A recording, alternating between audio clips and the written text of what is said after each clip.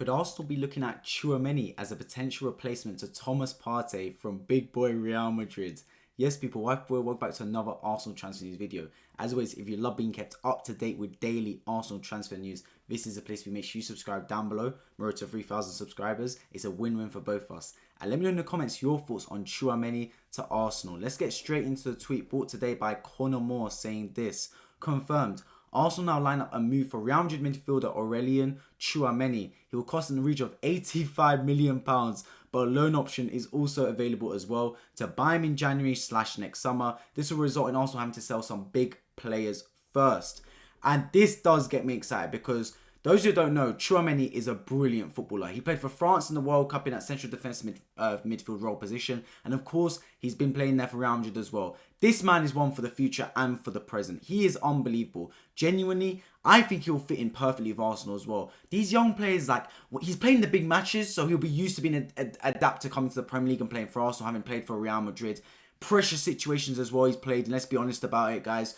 And I think we need that. I genuinely think we need that. He ticks all the boxes in terms of what Arteta wants from a player, in my opinion.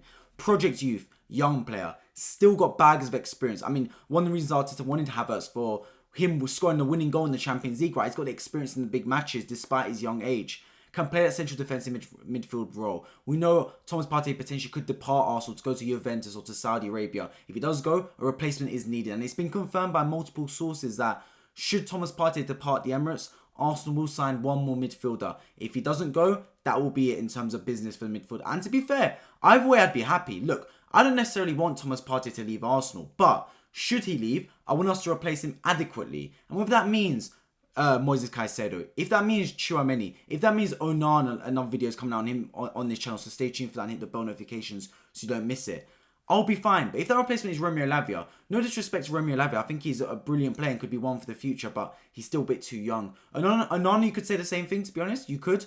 But I think Tchouameni and Moises Caicedo, those two are real good players, man, and real good young players as well. Because I always say, right, if you want to reach the top of the top, which is Man City right now, the best team in Europe by a country mile, they've just won the treble. You got to not only replace players like Thomas Partey, Xhaka, but improve upon them. Now, for me, Declan Rice is an improvement on Granit Xhaka. Should Arteta want to play him in that number 8 position and adapt his position in that sense? Now, if we sell Thomas Partey, it'll be hard to replace him right now. But Moises Caicedo is an improvement in my opinion. I think he's a better player than Thomas Partey, younger as well. I think Tchouameni potentially could be as well. I think Tchouameni's a bit of a murky one because he's not Premier League proven. But you look at his age, you look at the fact that he can get into the French squad, which is absolutely stacked. The fact he's getting into the Real Madrid team, which is stacked as well. It just makes sense, man. Now, the other part of the tweet by Connor Moore, right, suggests that it could be a loan option right now and an obligation or option to buy in the summer, which probably works for both parties. Now, if Arsenal do get Rice to the line, and Kai Havertz as it's already been signed, that's over £200 million spent. How much more money do Arsenal really have to spend? Let's be honest with it, guys. Like, we're not Todd Bowley at Chelsea. We haven't got 600 millions to blow. We got to be a bit smart with how we spend our cash. Now, a loan with an option to buy later could work for us. It genuinely could. But at the same time, you look at Real Madrid, right, and I look at it in this way.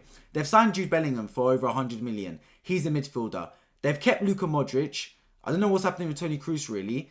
If they want to sign Mbappe, who looks like he wants to leave wants to leave PSG for Real Madrid, they're going to need to sell players. And if you look at the players they could sell, right, they're not going to sell Vinicius because he's just too good. They're not going to sell Rodrigo, really. Valverde's been talked about as potentially exiting. Liverpool rumours for 90 million. But if it's not Valverde, it can't really be Modric or Kroos because they've just signed new contracts and either way they're old. Their sell-on value isn't worth anything, so you might as well keep them. They're not going to sell Camavinga, really, because he's adaptable. He can play the right back, left back position and centre mid. So you're left with it as Valverde or Tchouameni as one of the two players that could depart Real Madrid for a lot of money. And between the two of them, I think Tchouameni is more likely to leave than Valverde. Valverde himself is quite flexible and versatile. He can play the winger position. So it makes sense for Tchouameni potentially to depart Real Madrid. Now, whether the player wants to depart, that's a whole different question, to be honest. But I think if he is to depart Real Madrid, he can't depart and take a real step back in his career. And make no mistake about it, Real Madrid is the biggest club in Europe, in my opinion. If you move from Real Madrid, more often than not, you're going to go to a smaller club. It's just the way it is. It's inevitable. When you're at the top of the tree, when you're at the top of the mountain, the only way is down, right? But by moving to Arsenal, you're moving to a team that has got Champions League football. A team that's the third biggest club in England. A team that's got a massive global presence. A team that's got a really young manager, young team. You've seen Ødegaard move from Real Madrid there. You've seen Ozil in previous seasons.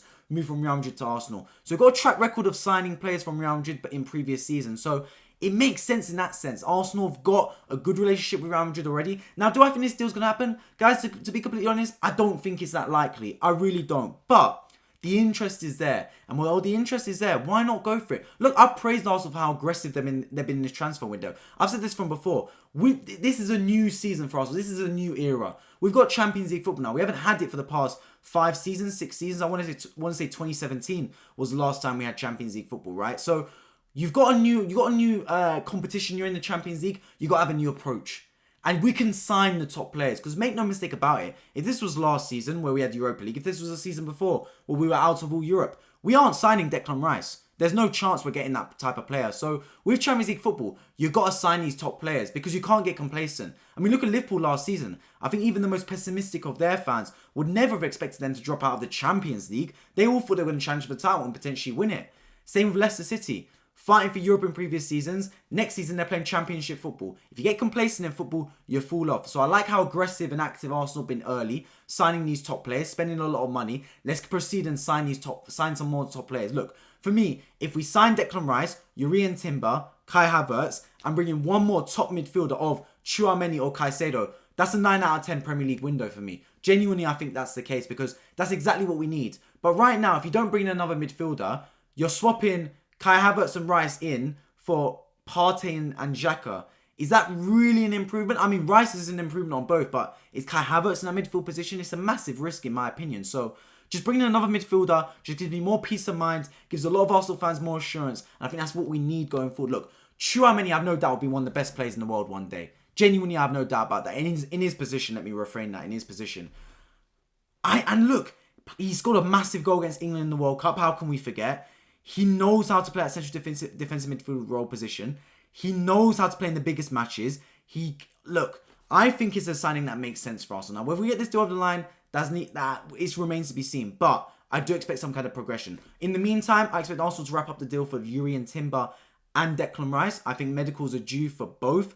The Rice deal apparently is finished. It is agreed, but we haven't heard any mainstream talk from Fabrizio Romano or David Ornstein regarding the pay structure being completely finalised. However, we are sure that the fee has been agreed between both parties. Equally, Aurelian Timber, fee basically there, if not almost there. Medical schedule for both. So by early July, by early next week, we could have our first 3 signings in the door. Then you can look at Arsenal potentially outgoing some players. The Baloguns, the Nketiahs maybe. You're looking at Xhaka, Partey. Players like Rob Holding, Kieran Tierney, I mean, talks of him potentially leaving have cooled down, but you never know. So then you're looking, going, if there's some outgoings, if we can make, let's say, 100 million from our fringe players, you're spending 200 million on the 3 players I mentioned, that means Arsenal's net spend is 100 million this window. Now, if we can have a net spend of 150/160 million, I think that's good. I genuinely think that's very good. Now, that gives us about 50-60 million to spend on one more player, should we sell all those players I'm talking about.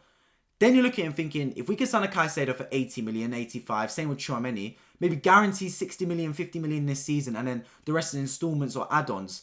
That's really good, efficient business from Arsenal Football Club, in my opinion. That's exactly what I want to see our club do now. And that's exactly what I want to see us execute as well. Because I think in too many seasons, we haven't been shrewd enough in our business.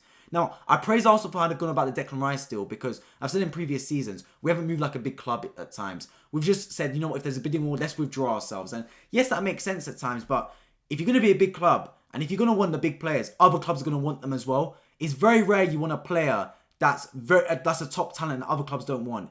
Yes, we hit the lottery in Ødegaard and Ben White and Ramsdale, where no other club really wanted them, to be honest. But more often than not, if you want the top players, other clubs are going to want them as well. Declan Rice was wanted by Bayern Munich, Man City, Man United, etc. Chelsea as well talked about. But who came in and stole him? Arsenal Football Club.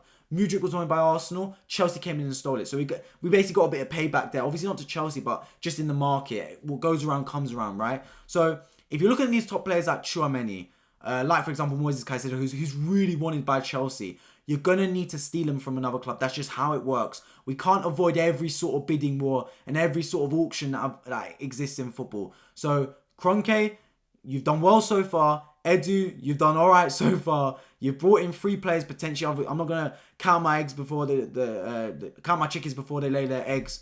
But The business so far looks good, but I want to see one more midfielder through the door. I released a video yesterday on Moises Caicedo, so feel free to check that out after this one. I will have a video coming out soon on potentially Andre Onana's move to Arsenal as well. He's been another midfielder talked about. And obviously in the meantime, I'll be dropping videos on Declan Rice, Urian Timber, as soon as I hear more reports on them, as well as any other Arsenal-related transfer news in what is daily transfer videos regarding Arsenal on this channel. So feel free to subscribe and make sure you hit the bell notification so you never miss a video. I'd love to hear your thoughts in the comment section regarding Tchouameni. Do you think this deal will happen? Do you want this deal to happen? Or would you rather Arsenal sign Caicedo? Or who else would you like to see Arsenal sign potentially in that midfield alongside Declan Rice if Thomas Partey and Granit Xhaka do indeed depart? I appreciate you all for tuning in. Make sure to check out the video right here on my channel so you can see all about my thoughts on Moises Caicedo potentially coming to Arsenal and Arsenal reigniting their interest in that man.